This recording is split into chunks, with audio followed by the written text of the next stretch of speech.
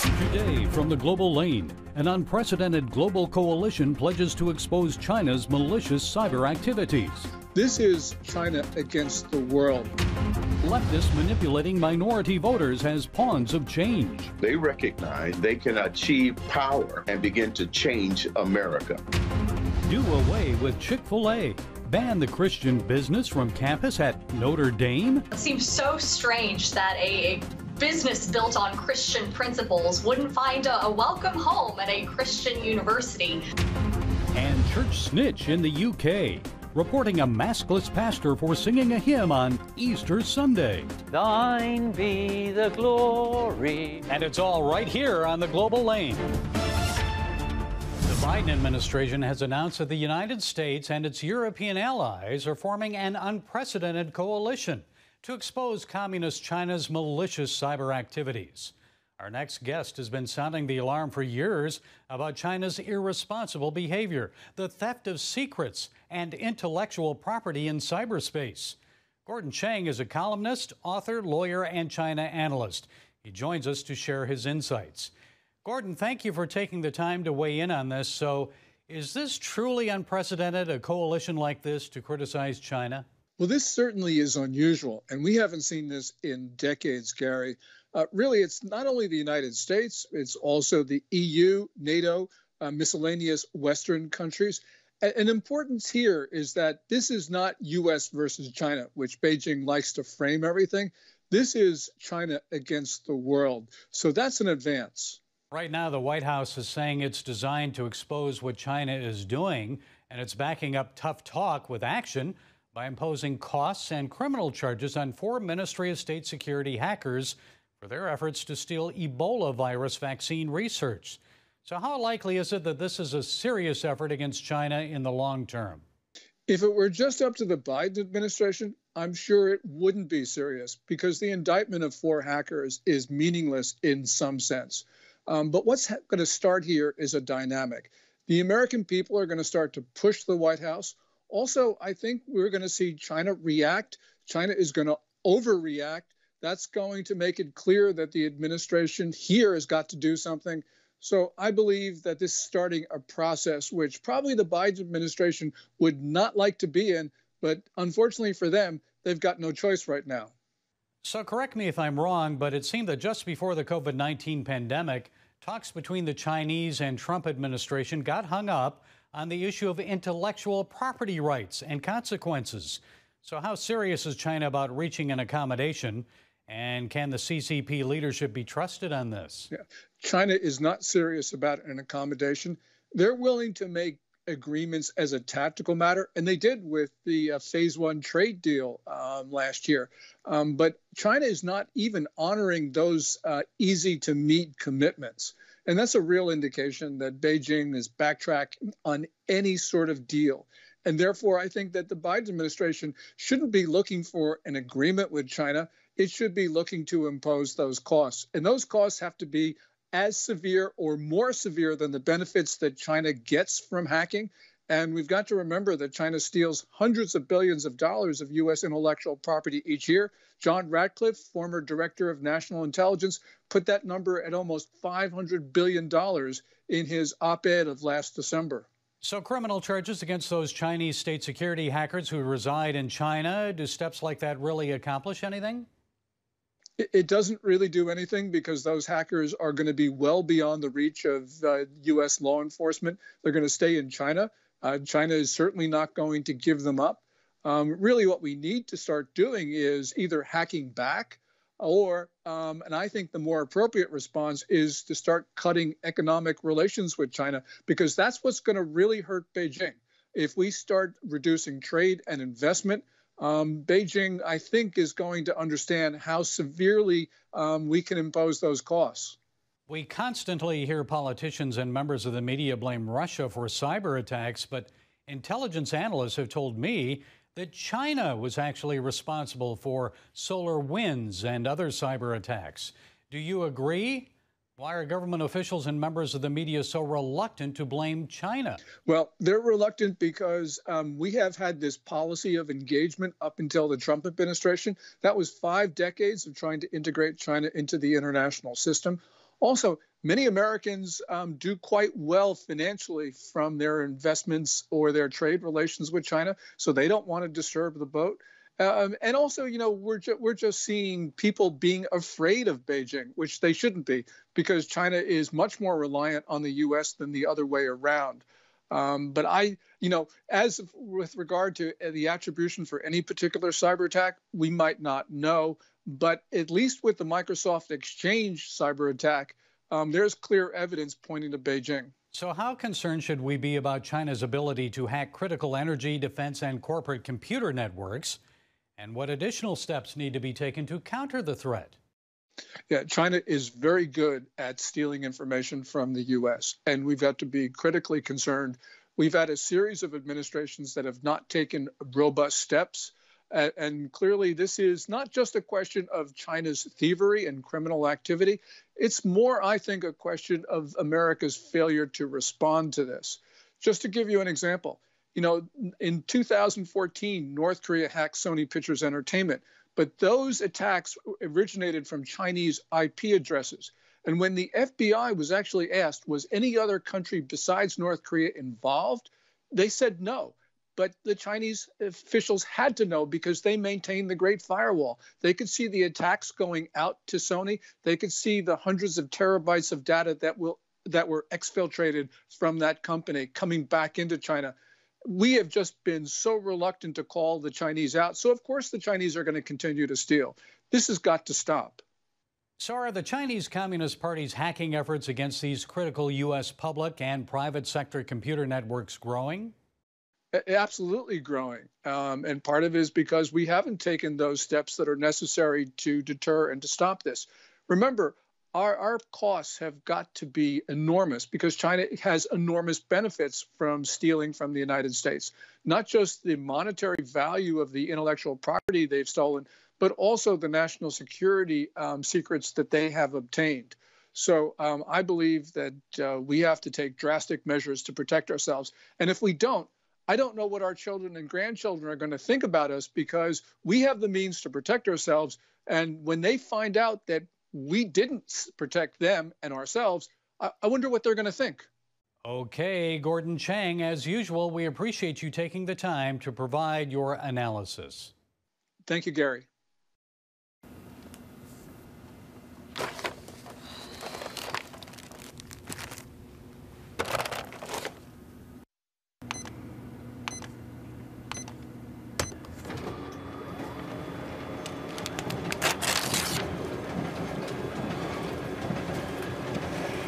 Life is better with a good night's sleep.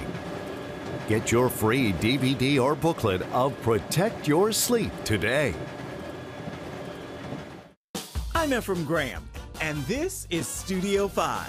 Cruise with me as I discover the good things happening in the world of music, sports, television, and movies. The fact that Ryan Coogler was going to be directing the film, I knew that something special was going to happen. We'll chat with artists at the forefront of entertainment and explore the connection between popular culture and faith. I asked my pastor, I said, well, does that mean I'm supposed to be a preacher? He says, well, no, you already have a pulpit. Wednesday night at 8:30 on the CBN News Channel. Remember for a moment what it was like to be a child. You believed every story you were told. You saw a world full of endless possibilities. What stories will the world's orphaned and at-risk children believe? We believe the Bible tells the only story truly worth believing. We believe that every child should have the opportunity to dream, the chance to take challenges and turn them into possibilities, the chance to stand on the promises of God, to recognize their place in the greatest story ever told. They have their whole lives ahead of them. Theirs is a world of endless possibilities. They are looking for a story to believe. We will tell them that story. Will you join us?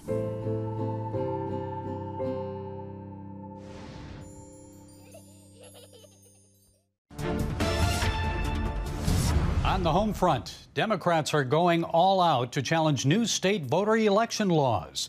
Speaking last week in Pennsylvania, President Biden said laws like the one under consideration in Texas are dangerous. 21st century Jim Crow assault is real.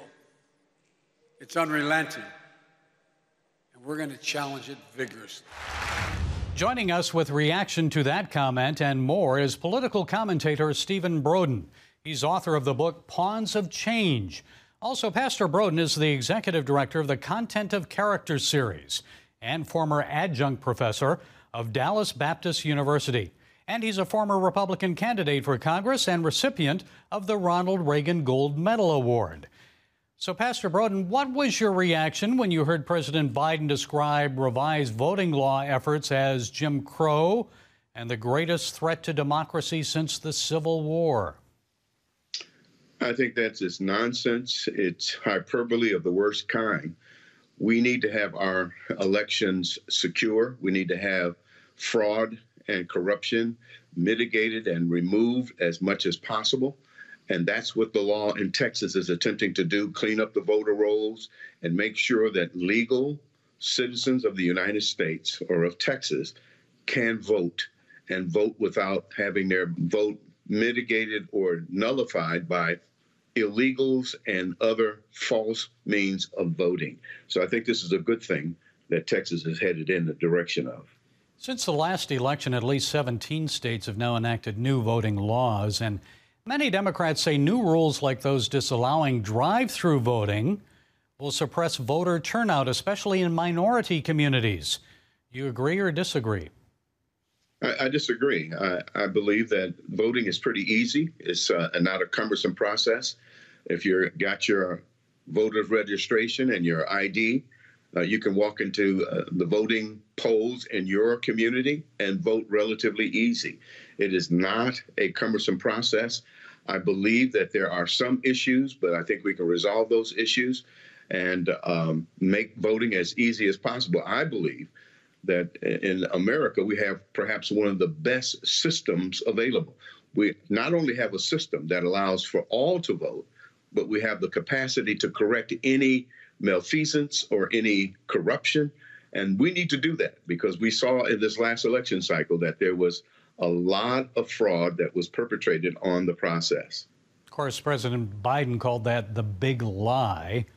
But I know in your book, Pawns of Change, you say progressives have used American blacks as pawns to advance their agenda to fundamentally change this country. So please give us an example and explain. Well, when you look at what is happening in the black community, it seems that we have our vote going to one party. This is not by accident, it is by design of the left, the liberal left, and the progressive and the socialists and the Marxists.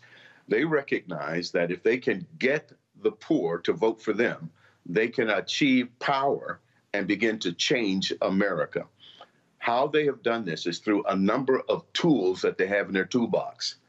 Social justice, critical race theory, intersectionality, critical theory, liberation theology. All of these tools that they use to amplify any race issues that black people in America are sensitive about. And so they amplify it, they embellish it, they enlarge upon it, make it bigger than life. And then say, we can answer your problem if you vote us in. They get voted in, nothing changes, and their agenda advances, and that is to undermine our Constitution and to change America into a socialistic paradigm. And little changes being made. We see it being played out now more than ever with the advancement, as you mentioned, critical race theory, other efforts to divide Americans based on their color. Why now?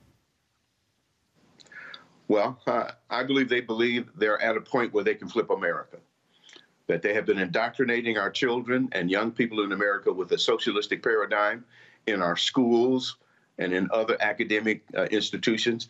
They are controlling, quite frankly, all of the major institutions that influence us today. I have listed 7: academia, education, the arts, the government, the family, the church, and major corporations. There are 7 institutions that are bowing down to cultural Marxism, which is better known in America as political correctness. And as a result of that, they feel as if they're at a place where they can flip this nation. Now we have an administration who is spending all the money and giving money away in order to bankrupt our economy. And out of this chaos, and this is their theory, out of chaos comes a new order. And the new order that they're seeking to establish is defined by Klaus Schwab, who is the president of the World Economic Forum, who says that we are at a place where we can do a global reset of the economy, of the our politics, and of our policies in the earth, so as to advance their socialistic agenda. This is not by accident, it is by design.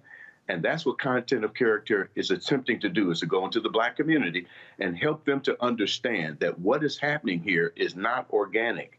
It is synthetic. It is designed by the Marxists, who have one thing in mind, and that is to move us towards a world system under which socialism is king.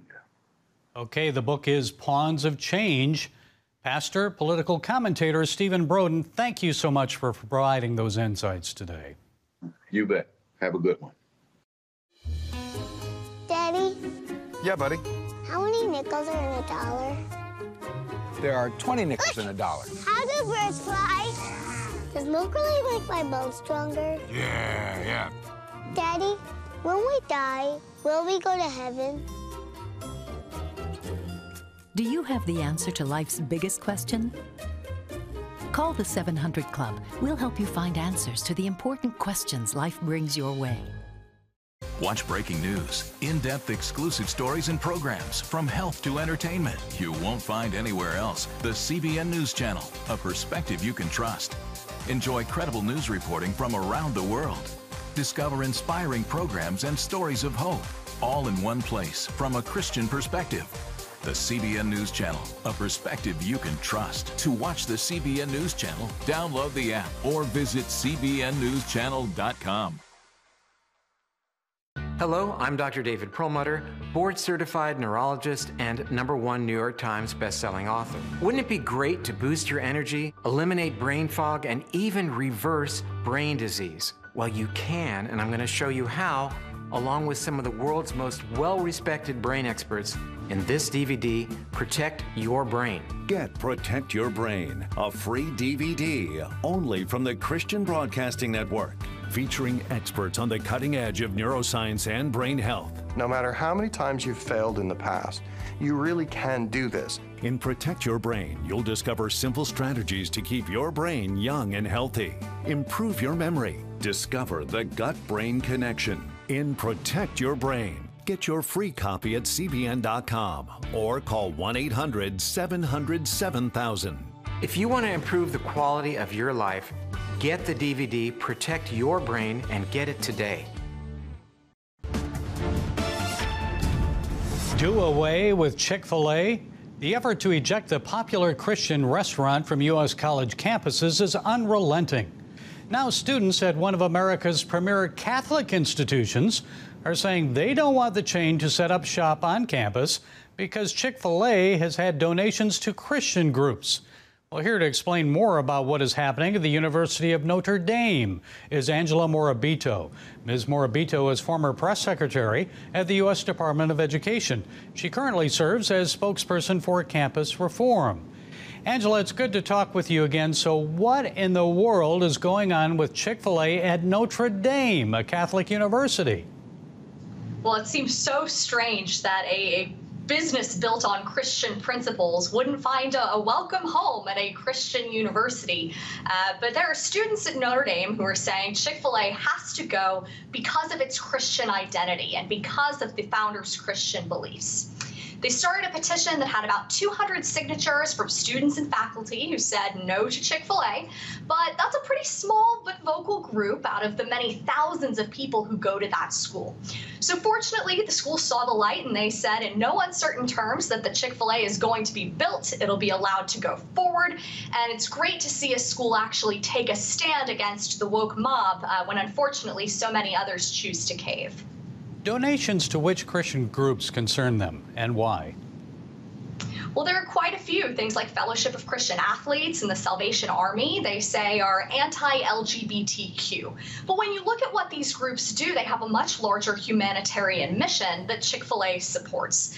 If any other faith had been making donations to these groups, I bet you these same students wouldn't bat an eyelash. But because they're Christian groups, they are always under the gun, always being criticized. And it's unfortunate to see it from Christian campuses. These kids knew what they were signing up for when they went to a Catholic college. I'm a double Georgetown alum. That school is also very loud and proud about their Catholic views. No one's forced to go there. Students have a choice, and they chose to go somewhere because it has, at least in part because it has, a Christian identity. And then they show up and try to take that identity away from them. It just makes no sense. And I understand, Angela, they also object to Chick-fil-A's non-vegan menu. Tell us about that one. That's right. Two of these students wrote an op-ed in the school paper, and they said that Chick-fil-A is hurting the environment because they serve meat. Well, Chick-fil-A is not the only company with an impact on the environment, and trying to pin all of the world's environmental issues on Chick-fil-A is just a total joke. There's no possible way. It makes no sense. We're watching left-wing students try to influence their whole university just by spouting off talking points that aren't even true.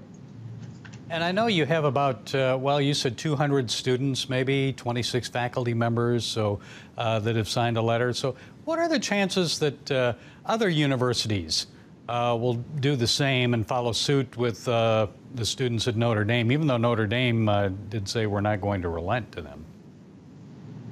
Well, not every university has made the same choice, and campus reform has been seeing this for years. Chick-fil-A is such a lightning rod for controversy that back in 2019, we were actually looking at 7 different states that had campus Chick-fil-A controversies going on. Now, not all of them went in favor of religious freedom. Some of them said, no, Chick-fil-A can't be here. But Notre Dame is taking a very strong stand here by saying that they're going to stick with their Christian values. They're going to respect the faith of other Christians who want to live out their values on campus.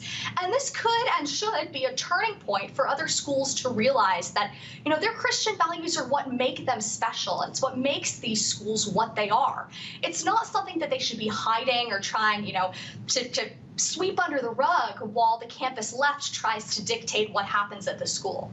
And finally, Angela, I understand you probably, this didn't surprise you, I'm sure. Do you expect more of this to continue, and why is this type of thing happening on campus? Well, it's quite telling that a very small group of left-wingers think that they can decide what other people are and are not able to eat at school. It's just a huge intrusion on freedom, and unfortunately, it doesn't surprise us. We see this at campus reform all the time, where these very small but very loud groups of people show up and they try to kick out people of faith. They try to tamp down on other students' free speech rights. So it's this sense of freedom for me, but not for thee, that is so pervasive among certain groups on campus. But, you know, people are waking up to this. There are parents, alumni, and students themselves who are starting to hold schools accountable and making sure they stay true to their values, making sure that they treat all students fairly, not just the loudest among them. Well, we're glad that you and Campus Reform are on top of this and stay on top of it. Angela Morabito, it's always good to talk with you, Angela. Thanks for taking the time to be with us today. Thank you, Gary. It's my pleasure. Introducing the CBN Bible from CBN.com. Now, an easier way to study the Bible and grow in your faith. Highlight your favorite verse. Read separate versions at a glance. Click and read a commentary. Or cross-reference your favorite verse using the Strong's Concordance. All the right tools to study the Bible, all in one place. The CBN Bible, available at cbn.com/Bible or the iTunes App Store. This is CBN Newswatch. Thanks for joining us. Watch breaking news, exclusive stories and programs, credible news reporting. We show you what's happening in the world and how you can pray about it. This is CBN Newswatch, because truth matters. Weekdays at 5 on the CBN News Channel. Woohoo! Hi, Hi, Superbook fans. Here's something else you'll love. Whoa! It's the new Superbook Bible app. It's packed with games, activities, and Superbook episodes that you can watch for free. Oh, no! There's trivia, a fun daily devotional, and answers to your Bible questions. Plus, an easy-to-understand Bible the whole family will enjoy. You can even create your own Superbook character. Ta-da! Whoa! No Super Falls, man. Come with... Sorry, pardon me. Sorry, excuse me. Ouch! Are you getting this? Earn super points to win daily prizes, too. And so much more! Time to get back to my adventures. See you soon. It's the new Superbook Bible app. Free downloads on iTunes, Google Play, and Amazon. The COVID police are at it again, this time in the United Kingdom. And this time it's not the local authorities, but an informant from within. Reverend Charlie Boyle of All Saints Church in Branson Park, Dorset, is in trouble for not wearing a mask. Pastor Boyle faces disciplinary action because at least one parishioner complained about the COVID rules violation. Here's Pastor Charlie. I've been accused of singing the last verse of Thine Be the Glory on Easter Sunday as I'm leaving the service. And frankly, that is laughable. Thine be the glory. Reverend Charlie could be ousted from his ministry at the church, and that's not a laughing matter. Stop and think about this. A parishioner felt threatened as the maskless pastor passed by for only seconds while singing Thine Be the Glory. Oh no, incoming! Reverend Charlie is spewing COVID-tainted spit throughout the parish sanctuary. Take cover. Folks, do you really think Pastor Boyle would have led Easter services if he had a fever or was experiencing COVID-like symptoms? I don't think he would have done that. Pastor Charlie responsibly cares for his flock, and he's put strict COVID health protocols in place at the church. We had our own track and trace. We had the QR codes. We put sanitizer in the church hall. I personally put these little red markers, and I've made sure that people have been safe. I think the agitated church attendee should have taken a more biblical approach. Instead of becoming a snitch by reporting the pastor to the church hierarchy, the offended parishioner should have politely approached the pastor after the service to explain their feelings, regardless of the signs. It's that simple. First, go to the offender. And although Pastor Charlie suffers from asthma, he may risk his own health in the future to be more accommodating of those feelings. But disciplinary action for Reverend Charlie? Nope. That's a step way beyond the pale. Unlike Texas House Democrats flying maskless for hours to Washington, this was not a super spreader event. I don't know about you, but I thank God for fearless Christian leaders and those who sing joyously about the Lord's resurrection on Easter Sunday or any day, regardless of extreme consequences. Well, that's it today from the Global Lane. Be sure to follow us on the CBN News and NRB channels, social media, and our broadcast affiliates. And until next time, be blessed.